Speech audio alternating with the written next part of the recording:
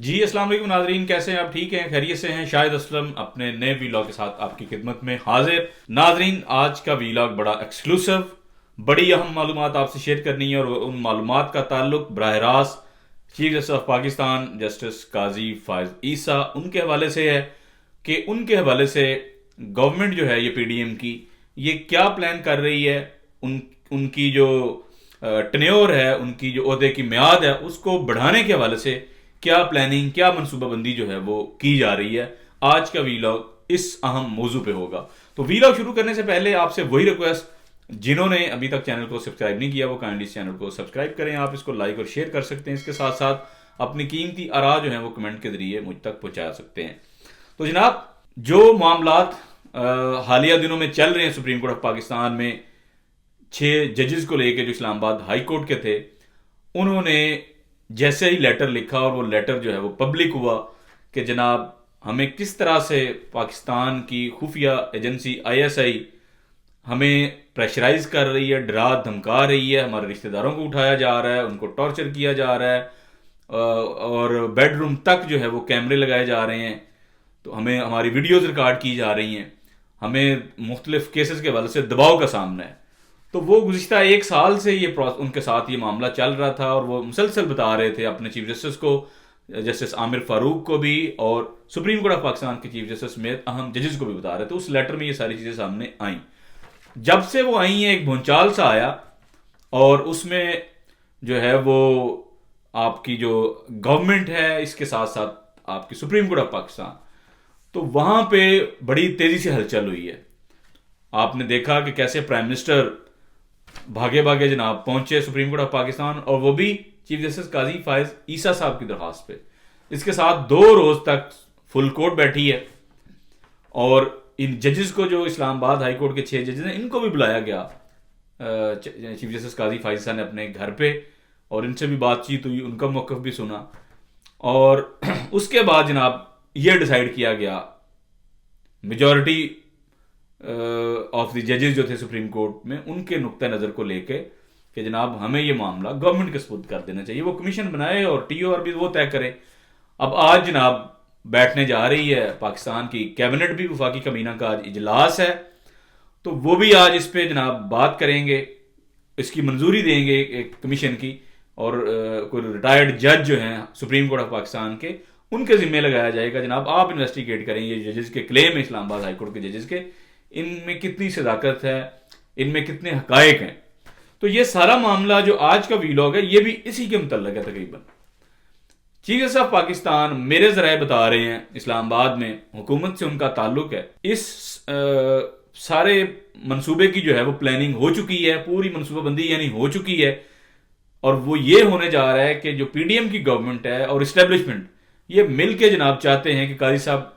जो है वो अक्टूबर में घर ना जाए। काजी साहब को ये जाते हुए नहीं देख सकते रिटायरमेंट इस साल अक्टूबर में। क्या चाह रही है पीडीएम की गवर्नमेंट और इस्टेब्लिशमेंट? वो चाह रहे हैं कि काजी साहब जनाब अपने ओहदे पे रहें, इनके जनाब ओहदे की म्याद जो है वो हम बढ़ा देते हैं। काजी साहब ने आखिर इतने कारनामे सारे अंजाम दिए हैं, तो यकीनी तौर पर रिवार्ड के तौर पर काजी साहब को कुछ ना कुछ तो ऑनर किया जाना चाहिए ना गवर्नमेंट की तरफ से। तो मेरे जराये के मुताबिक लॉ मिनिस्ट्री जो है इस पे जो नई कानून साजी है उस हवाले से जनाब दिन रात उन्होंने एक किया हुआ है, और वो करने ये जा रहे हैं कि जनाब ड्राफ्ट तैयार हो रहा है कि नई कॉन्स्टिट्यूशनल अमेंडमेंट का, नई आइनी तरमीम जो है वो पार्लियामेंट से मंजूर करवाने के लिए जनाब ड्राफ्ट तैयार हो रहा है। और उस कॉन्स्टिट्यूशनल अमेंडमेंट का एक ऑब्जेक्टिव होगा सिर्फ कि जनाब जो चीफ जस्टिस ऑफ पाकिस्तान होगा उसके ओहदे की म्याद जनाब 3 साल मुकर्रर करने जा रहे हैं। ये बड़ी अहम डेवलपमेंट है, ये बड़ा दावा है एक आला हुकूमती शख्सियत का कि जनाब ये होने जा रहा है कि हम काजी साहब का जो टेन्योर है वो इस तरीके से बढ़ेगा कि जब हम एक आइनी तरमीम कर देंगे और हम ओहदे की म्याद ही 3 साल कर देंगे चीफ जस्टिस की, तो काजी साहब का जो है वो हो सकता है कि बरह रास्त से 2 साल बढ़ जाए उनके, क्योंकि काजी साहब सितंबर में लास्ट ईयर अपॉइंट हुए थे एज चीफ जस्टिस। उन्होंने ओहदे का हलफ लिया था सितंबर 2023 में, और उनकी ओहदे की म्याद जो है वो इस साल अक्टूबर में ख़त्म होने जा रही थी। उसके बाद जस्टिस मंसूर अली शाह, उन्होंने चीफ जस्टिस बनना था तकरीबन 3 साल के लिए, लेकिन गवर्नमेंट इस पे काम कर रही है, गवर्नमेंट ने तकरीबन इस पे होमवर्क कर लिया है कि हम एक आईनी तरमीम के जरिए जो चीफ जस्टिस पाकिस्तान के ओहदे की मियाद है वो 3 साल कर देते हैं। उससे होगा ये, इस पे और भी वर्किंग इस लिहाज से हो रही है कि क्या काजी साहब का जो ऑफिस होगा या ओहदा होगा उसकी मियाद कब से शुरू करेंगे। क्या जब कॉन्स्टिट्यूशनल अमेंडमेंट होगी तब से उनके 3 साल आगे हम गिनेंगे, या जब वो 65 साल के हो जाएंगे तब 3 साल आगे गिने जाएंगे, या जब से वो अपॉइंट हुए थे चीफ जस्टिस तब से 3 साल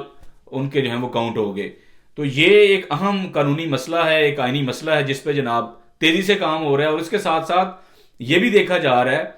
कि जनाब इसके बाद जो जजेस हैं जिन्होंने आगे सीनियरिटी लिस्ट के हवाले से आगे चीफ जस्टिस भी बनना था और बाकी मामला, उनके हवाले से भी काफ़ी जो है वो गौरव खोज जारी है कि उनके हवाले से हम क्या करेंगे, कैसे हम इस मामले को डील करेंगे। क्योंकि जो जस्टिस मंसूर अली शाह हैं वो इस वक्त सीनियर तरीन जज हैं जस्टिस काजी फायजी साहब के बाद, तो वो उन्होंने तकरीबन 3 साल के लिए जज बनना था अक्टूबर में। लेकिन इस अगर अमेंडमेंट आ जाती है तो यकीनी तौर पर उनको भी क्या एतराज़ होगा, क्योंकि वो जब अपॉइंट होंगे तो उनके ओहदे की मियाद कम नहीं होगी बल्कि वो भी 3 साल के लिए अपॉइंट होंगे, तो इसलिए उनको भी कोई मसला नहीं खास होगा। और वो तो हमेशा से वैसे भी पार्लियामेंट की बालादस्ती की बात करते हैं, वो हमेशा प्रो पार्लियामेंट जो है वो हामी इस बात के। अभी रिसेंटली नैब अमेंडमेंट के मामला जब सुप्रीम कोर्ट में आए तो वो इस बात को इंडोर्स कर रहे थे कि हमें नहीं मुदाखलत करनी चाहिए, पार्लियामेंट जो भी कानून साजी करती है ये उनका इख्तियार है। तो इसी तरह जब ये ऐसी कोई अमेंडमेंट हो जाती है और उसको चैलेंज भी किया जाता है तो वो मेरा नहीं ख्याल कि ज़्यादा असर उस पर पड़ेगा। इसके बाद असल में मामला आएगा जब जस्टिस मुनीब अख्तर साहब के हवाले से, क्योंकि जस्टिस मुनीब अख्तर जो हैं वो खटक रहे हैं इस पीडीएम को भी और कुछ हुकूमती ज़ाहिर दीगर जो आपके महकमे उनको भी। तो जस्टिस मुनीब अख्तर के हवाले से खदशात हैं लोगों के जनाब के, अगर ये आए तो ये जनाब बड़ा पता नहीं हमारे साथ क्या करेंगे। तो ये जो कॉन्स्टिट्यूशनल अमेंडमेंट होने जा रही है तो इसके बराह रास्त अफेक्टी जो हैं वो जस्टिस मुनीब अख्तर साहब भी हो सकते हैं। वो कैसे भला कि 65 साल की उम्र तक आपने ज़ाहिर है रिटायर हो जाना होता है, लेकिन जब ये अमेंडमेंट हो जाती है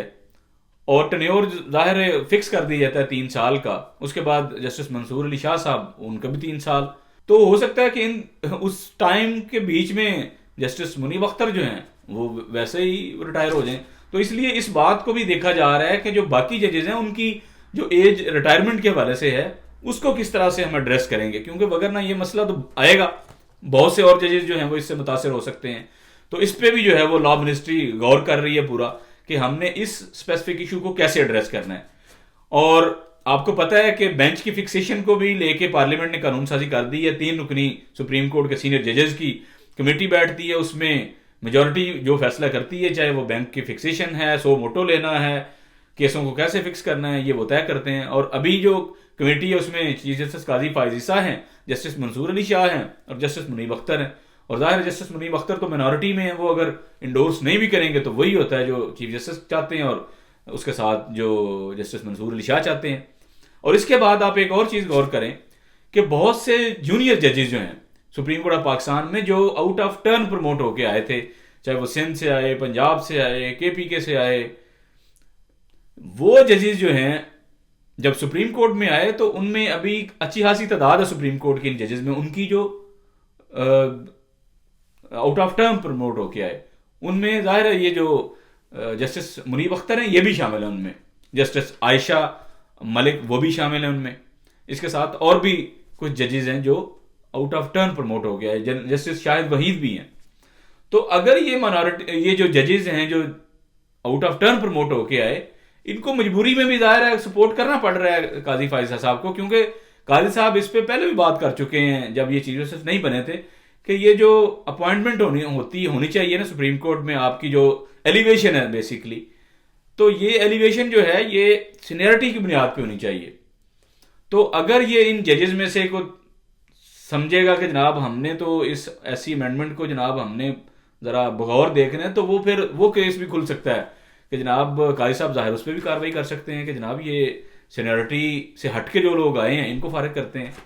क्योंकि सुप्रीम कोर्ट ऑफ पाकिस्तान में जो सीनियरिटी की बुनियाद पे आए उनमें जस्टिस याहिया अफरीदी साहब आए, उनमें जस्टिस मंसूर अली शाह साहब आए, ये यानी चीफ जस्टिस थे अपनी अपनी हाई कोर्ट में जब ये आए। इसके साथ और भी हैं, जस्टिस हिलाली जो हैं वो भी ज़ाहिर चीफ जस्टिस थी, वो उसके बाद एलिवेट हुई। तो इनमें कुछ ऐसी तादाद है सुप्रीम कोर्ट ऑफ पाकिस्तान में जो आउट ऑफ टर्न की है, आउट ऑफ टर्न जिनकी एलिवेशन हुई है। तो ये उनके पे ज़ाहिर अलग से एक तलवार जो है वो लटक रही है। जस्टिस अजहर रिजवी जो है सिंध से आए, वो भी आउट ऑफ टर्न प्रमोट होके आए। तो आपने देखा है कि सुप्रीम कोर्ट में मेजॉरिटी व्यू जो है वो चीफ जस्टिस के साथ खड़ा है। वो इसीलिए साथ खड़ा है, जाहिर है कि एक ये भी मसला है कि अगर वो ज़रा दाएं बाएं होने लगेंगे तो गर्दन जो है वो उड़ाने में काजी साहब को ज़्यादा मसला नहीं होगा। वो केस जो है वो फिक्स करेंगे और आउट ऑफ जो प्रमोटी हैं उनको घर भेजने में कोई ज़रा देर भी नहीं लगाएंगे काजी साहब।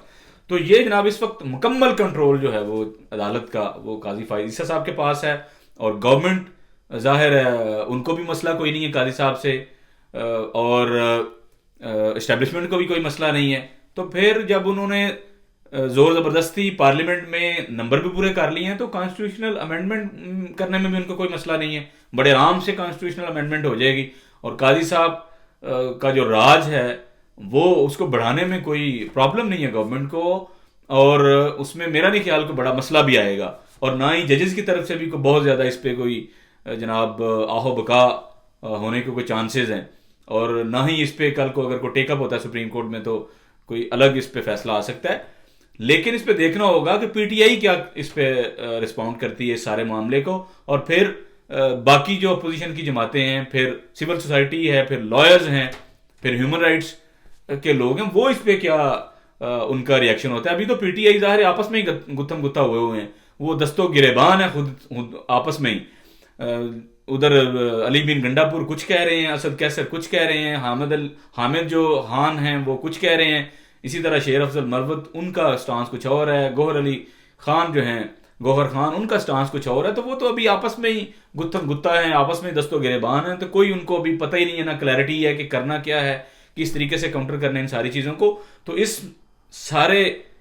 मामले में गवर्नमेंट के लिए ना तो अमेंडमेंट करना को मसला होगा, ना उसको उस पर अमल दरामद करवाना को मसला होगा, ना उनको काजी साहब के टेन्योर को बढ़ाने में को मसला है। तो इसलिए जनाब काजी साहब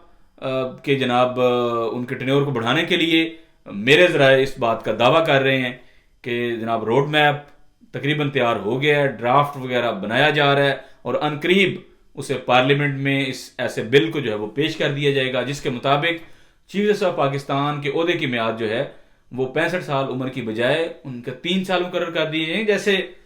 आपकी जो है वो आर्मी में होता है। आपको पता है जैसे ही सीनियर जर्नलों की लिस्ट आती है अपॉइंटमेंट के लिए चीफ जस्टिस, आपको पता है जैसे ही